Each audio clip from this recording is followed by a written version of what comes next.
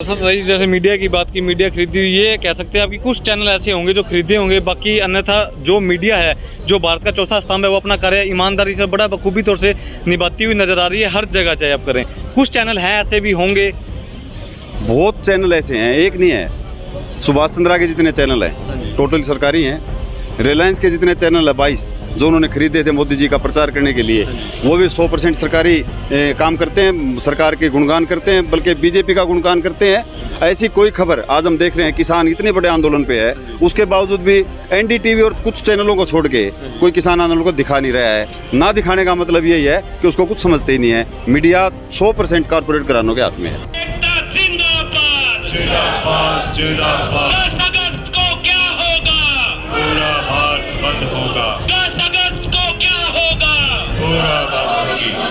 कांग्रेस का राज में मोदी जी जो बात करते थे, खासकर बीजेपी के प्लेटफार्म से, असल में बीजेपी का प्लेटफार्म वो था नहीं, वो पूंजीपतियों का प्लेटफार्म था और आरएसएस जैसे लोग उसको संचालित किए हुए थे।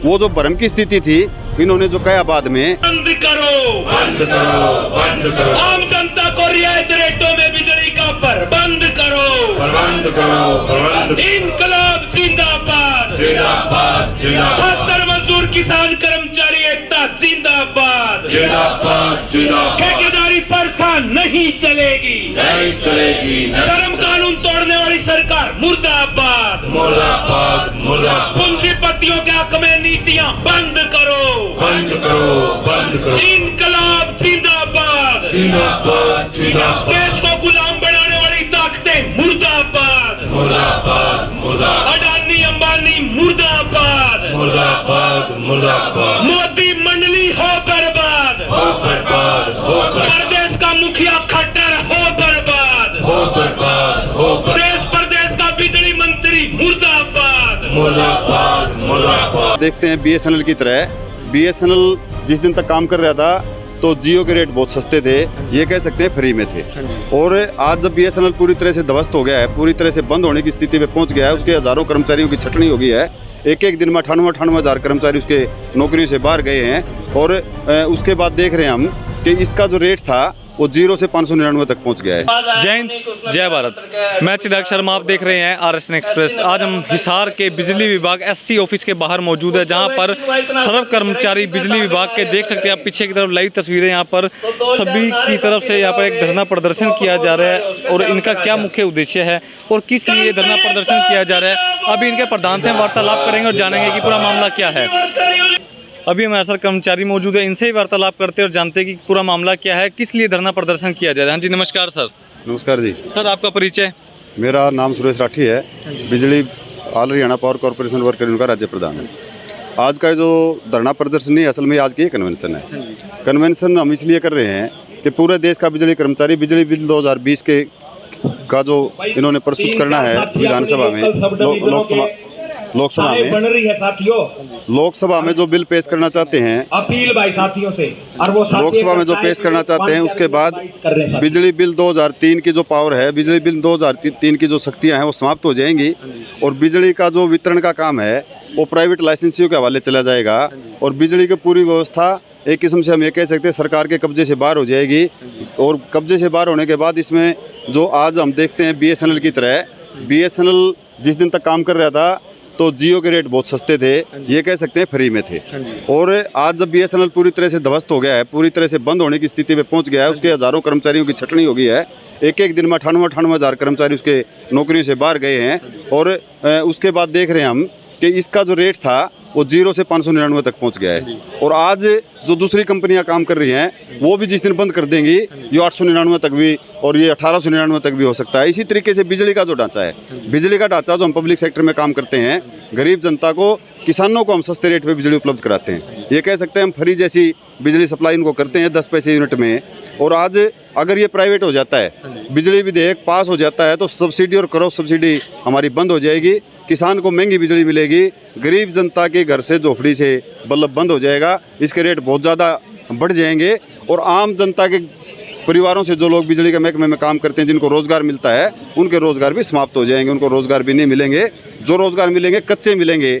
जैसे चैनल के आज आप देख रहे हो कि आप जैसे चैनल का काम करते थे, बहुत पत्रकारों को अच्छा मेहनताना मिलता था, लेकिन आज की स्थिति ऐसी पहुँचा दी है इन्होंने कि पत्रकार की भी कोई आज मतलब बची नहीं है बात। उसका कोई रोज़गार का संकट इतना भारी है, उनकी कोई सुविधाएं नहीं है। उनको जिस प्रकार की सुविधाएं पहले मिलती थी वो मिलनी बंद हो गई हैं। इसी प्रकार से कर्मचारियों के ऊपर भी बड़ा खतरा है। इस खतरे को देखते हुए हम पूरे देश में बिजली के कर्मचारी 27 लाख कर्मचारी 10 तारीख को हड़ताल पे जाएंगे और इस संसद में को आगाह करेंगे कि अगर ये आपने इस कानून को वापस नहीं लिया तो भविष्य में और बड़े आंदोलन की घोषणा भी हम करेंगे। कानून वापस होने तक लड़ाई जारी रहेगी। प्रधान जी, एक बात है, जब बीजेपी पार्टी सत्ता में नहीं थे, मैं फिलहाल की सरकार की मौजूदा सरकार की बात करता हूं, तो उनके बड़े बड़े दावे थे सत्ता में आने के बाद हम अच्छे दिन ला देंगे। आप मानते हैं अच्छे दिन आए या नहीं आए? आज ये भ्रमित करने की जो बात है, मीडिया को मैं कह सकता हूं कि जब मोदी जी का राज नहीं था, कांग्रेस का राज में मोदी जी जो बात करते थे खासकर बीजेपी के प्लेटफार्म से, असल में बीजेपी का प्लेटफार्म वो था नहीं, वो पूंजीपतियों का प्लेटफार्म था और आरएसएस जैसे लोग उसको संचालित किए हुए थे। वो जो भ्रम की स्थिति थी, इन्होंने जो कहा बाद में, आज अगर उनसे कोई पूछता है कि अच्छे दिन आने की बात मिले तो जुमलों की बात थी। 15 लाख को भी जुमला बताते हैं, 2 करोड़ लोगों को रोजगार देने की बात को भी जुमला बताते हैं।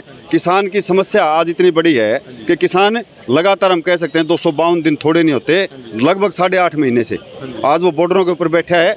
उन्होंने गर्मी सर्दी बरसात सारे मौसम वहाँ निकाल दिए, उसके बावजूद भी सरकार सुन रही है। निरंकुश सरकार है और मीडिया विशेष रूप से इसका साथ दिए हुए है। मीडिया को भी इन्होंने खरीदा हुआ है। पूंजीपतियों की असल में सरकार है। अब जब हम पहले कहते थे कि पूंजीपतियों की सरकार है, लोगों को जचती नहीं थी बात, लेकिन आज बच्चा इस बात को जानता है कि इस सरकार को चलाने में अडानी और अंबानी की जो भूमिका है, वो उनको रिमोट कंट्रोल का काम वो करते हैं। मोदी जी का राज नहीं है, ये अडानी अंबानी और टाटा बिरला जैसे लोगों का राज है। तो सर, रही जैसे मीडिया की बात की, मीडिया खरीदी हुई, ये कह सकते हैं आपकी कुछ चैनल ऐसे होंगे जो खरीदे होंगे, बाकी अन्यथा जो मीडिया है, जो भारत का चौथा स्तंभ है, वो अपना कार्य ईमानदारी से बड़ा बखूबी तौर से निभाती हुई नजर आ रही है हर जगह, चाहे आप करें। कुछ चैनल हैं ऐसे भी होंगे, बहुत चैनल ऐसे हैं, एक नहीं है। सुभाष चंद्रा के जितने चैनल हैं टोटल सरकारी हैं। रिलायंस के जितने चैनल है 22 जो उन्होंने खरीदे थे मोदी जी का प्रचार करने के लिए, वो भी 100% सरकारी काम करते हैं, सरकार के गुणगान करते हैं, बल्कि बीजेपी का गुणगान करते हैं। ऐसी कोई खबर आज हम देख रहे हैं, किसान इतने बड़े आंदोलन पे है, उसके बावजूद भी एनडीटीवी और कुछ चैनलों को छोड़ के कोई किसान आंदोलन को दिखा नहीं रहा है। ना दिखाने का मतलब यही है कि उसको कुछ समझते ही नहीं है। मीडिया 100% कॉर्पोरेट घरानों के हाथ में है। हाँ जी, नमस्कार सर। हाँ जी सर, आपका परिचय? सुबह सिंह कादियाना, राजीव प्रधान, हरियाणा पावर कॉर्पोरेशन। तो सर, आपको क्या लगता है प्रशासन आपकी बात माने है? क्योंकि काफी सारे विवाद है, काफी आंदोलन चल रहे हैं, पर प्रशासन अभी तक किसी की बात नहीं मान पाया। तो इस जो आपने बाकी है जी, बिजली के कर्मचारी ने जो काम किया कोरोना की महामारी में, वो पूरे देश में प्रदेश में बहुत सराहनीय काम किया है। और उसकी एवज में उसको कुछ देने के बजाय जो बिजली मंत्री और जो हरियाणा सरकार ये बोल रही है भाई थोड़ी ट्रिपिंग होगी, थोड़ी गलती होगी, थोड़ी लापरवाही, उसको सस्पेंड कर दिया जाएगा, उसको चार्जशीट कर दिया जाएगा। और जो बिजली बिल 2021 जो संसद में लेके आ रही है ये बीजेपी सरकार, इससे जो गरीब किसान की मजदूर की बिजली पहुंच से दूर हो जाएगी। और जो ये बड़े बड़े उद्योगपति हैं उनको फ़ायदा पहुंचाने के लिए सिर्फ ये सिस्टम हो रहा है, निजीकरण की तरफ सरकारी महकमे को ले जा रहा है। लेकिन 10 तारीख को प्रदेश का, पूरे देश का बिजली का कर्मचारी हड़ताल करके सरकार को ये बताएगा हम इसको किसी भी सूरत में निजीकरण नहीं होने देंगे। जी, नमस्कार सर।